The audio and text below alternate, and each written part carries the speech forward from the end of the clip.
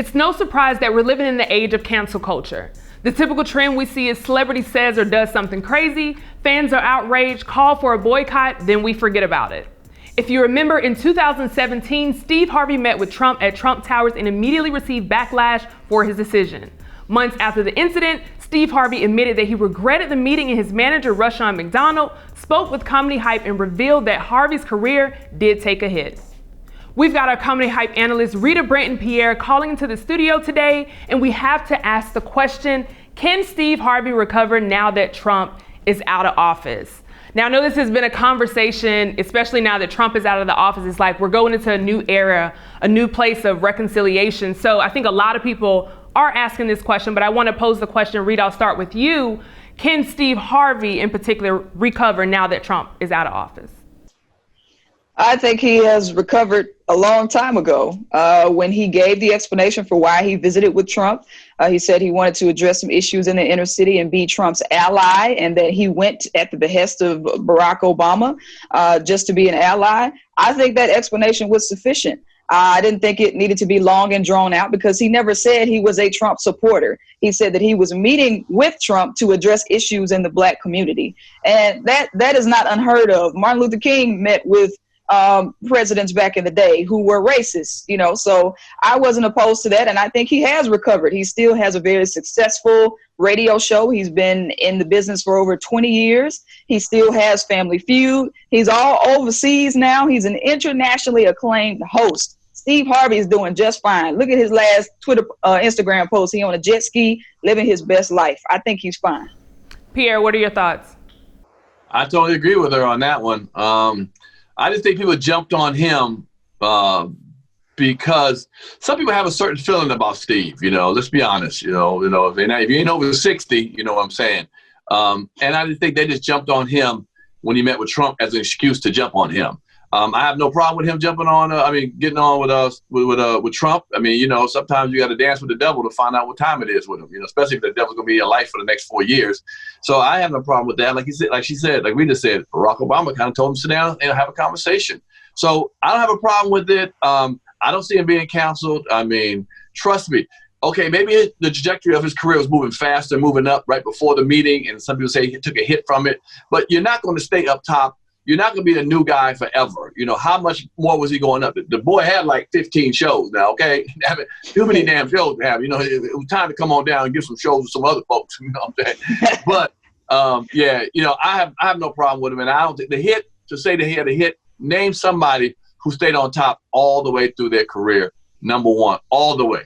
No one did. So the fact he's already giving us a lot of good stuff. Like I said, my aunts and grandmothers and stuff, they love him on Family Feud. I think he does a great job. He's probably one of the greatest hosts on Family Feud. So yeah. I don't see where the hit came yet. Does he have all the shows he's had? No, but he couldn't do all the shows. In fact, I'm kind of glad he's only going to have to focus on his radio show and his Family Feud show and his hosting, so he can get them names right, who the winner is sometimes and shit. You know what I'm saying? Right, and I think both of you make a great point, but I think a lot of people were just offended at the headline of Steve Harvey meeting with Trump, because as you mentioned, his career was laddering up. He was continuing to have all these shows. He was in different places. You saw him on different magazines and things like that. But for a lot of people, it was just, it kind of made him look at it sideways. And also, you had the thing with Monique and just a lot of things going on around at that time. So it's just, I do think, even though for us, having that perspective, there wasn't a cancel, but there are a large group of people that did feel offended by him meeting. So Rita, I'll start with you because I know you're pretty strong about it as well. Do you think it was more so just the headline of him sitting down with Trump, or do you think it's really the issue of, what his conversations with Trump in particular? I think it was the picture. It's anytime we see a picture with Trump and Lil Wayne, Trump and Ice Cube, Trump and Steve Harvey, it's like, oh shit, another one. I think it was just the aesthetic of seeing it, and it's like, oh my God, is he supporting Trump? What is he doing? So I think for me, I just wanted clarity when it happened. I just wanted clarity. But since then, Steve has been very outspoken racially. Even recently, he was speaking about the Capitol riots, and there is no question where Steve Harvey stands on Black issues based on the things that he said. Where he's not on some Terry Crews stuff talking about Black supremacy. Steve, to me, represents the culture. So for me, anytime you see a black person with Trump, you like, oh man, what is this? But he explained it, and after he explained it, I'm like, okay, cool. And I think he has rebounded just fine. Do you think that was the Monique and Steve situation where, he was calling her out, saying what you have to do for money? Do you think that is what added fuel to the fire? Because, just to be honest, for me, looking back in retrospect, it wasn't him meeting with Trump, but that conversation with Monique definitely did something for me. So that may have been a little few, but, do you think is what added that extra fuel to that fire? Well, I think that was a difference of approaches. When Monique was basically, it was a question about what was Steve Harvey saying in that interview with Monique, that you had to do certain things or play the game to get money. That's his approach. That has worked for him. So he was speaking from his experience, his approach in the business, and Monique was speaking from hers. To me, that was just a conflict of the minds. I didn't look at that like, now we need to cancel Steve Harvey because he has a difference of opinion about how to get money. Clearly he's done something right. He's been on top of his game, and he's almost 70 years old. So I think, we can have a difference of opinion. That didn't make me think that he should be canceled either. So is it fair to say that's what people kind of felt like? They felt like, what you said with Monique, that's, the way to play the game, that he took that same energy over when he met with Trump? Well, I hear what Rita says, and I kind of agree, but he didn't just say that was his experience. He kind of told her that's how she should do, what she needed to do. You need to be quiet, girl. You need to do this. So he wasn't saying, this is what I do. I'm quiet, I'm doing. He was telling her that that's what she needed to do. And I think she took offense to that, saying, hold on, you might do that, but don't tell me to do it. I rock another different way. So, you can say, hey, I do it this way, but, you failing because it ain't working for you because you're doing your way, but my way is this way. Do what you do. Right. But again, like Rita said, I also believe, I know Steve. Steve is down for black people. No ifs, ands, or buts. Look what he does with the children, the young boys every year. He has a camp. He teaches young boys how to be men, the mentoring program. So to me, there's no ifs, ands, or buts about Steve in this position. He definitely is down for black folks. Again, as I just said earlier, I think black folks got on him. Some had residual dislike for him before Trump, and they just used Trump as an excuse. Because it could be a Monique problem, other situations. They just do that. Sometimes they felt like he's an uppity Negro at times and stuff. I'm just being real. That's how people felt about him, But Steve don't need that. And Steve will tell you he don't care. He gonna do what he gonna do. And you can respect it or not respect it. But with meeting with Trump, why not meet with Trump? Why not? If you're in a position, I think people didn't want Trump to play him and felt that Trump might play him and use him as a pawn. Because if you watch him, and if you go back and watch that handshake at the end, he held on to, what's his name? Trump held on to Steve Harvey's hand long enough to make sure cameras are clicking.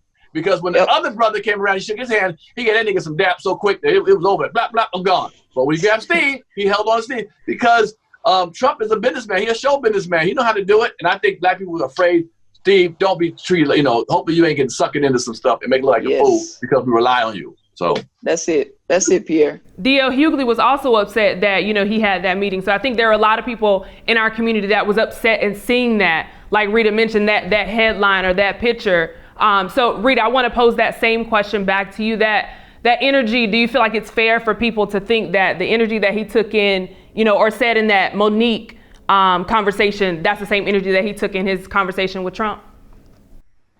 Well, I think those were two different things. When he was talking with Monique, I felt like a brotherly, sisterly type thing. It was tense. It was on TV. They just happened to be filming. To me, that's a conversation they would probably have in the dressing room. And I don't know Steve Harvey, but I think most of us can agree that he's typically very honest.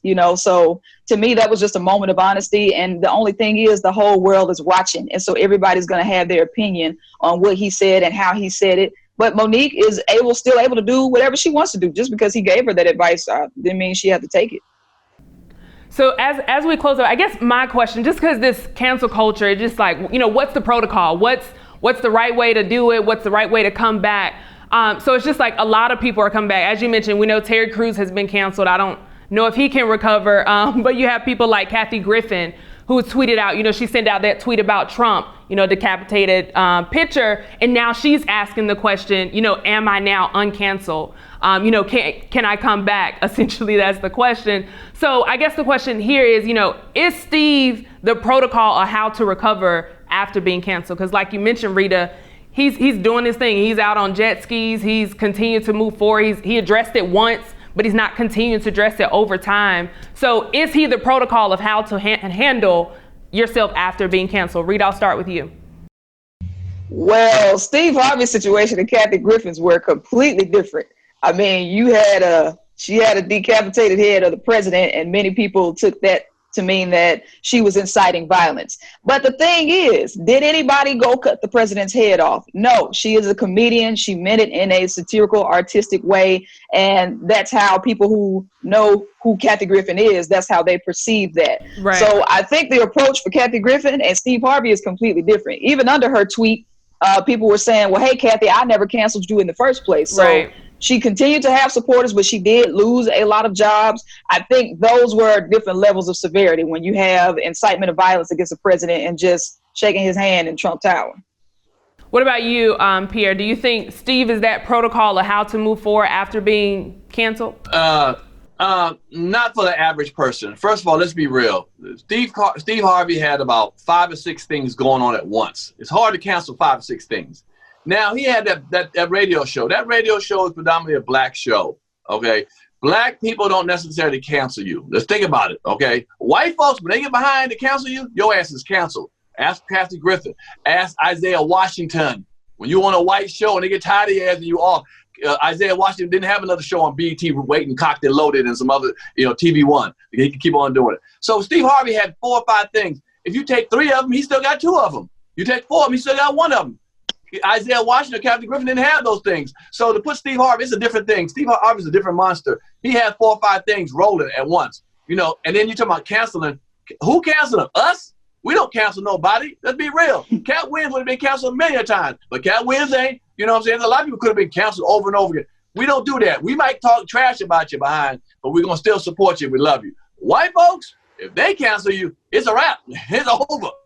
It's over, especially if you only have 1 show or 1 way of streaming income. When they say that, let's start protesting, and it's women, you're out of there.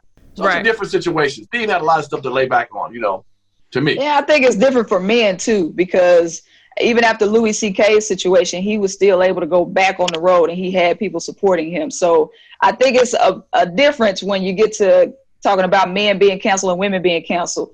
Even with the backlash that Monique got, which I thought was way more severe than what some men would have gotten if they had said the same thing. So gender plays a role there too, in my opinion. Absolutely. I think the only person I can think of that's been canceled off the top of my head from the election or the Trump era is Chrisette Michele.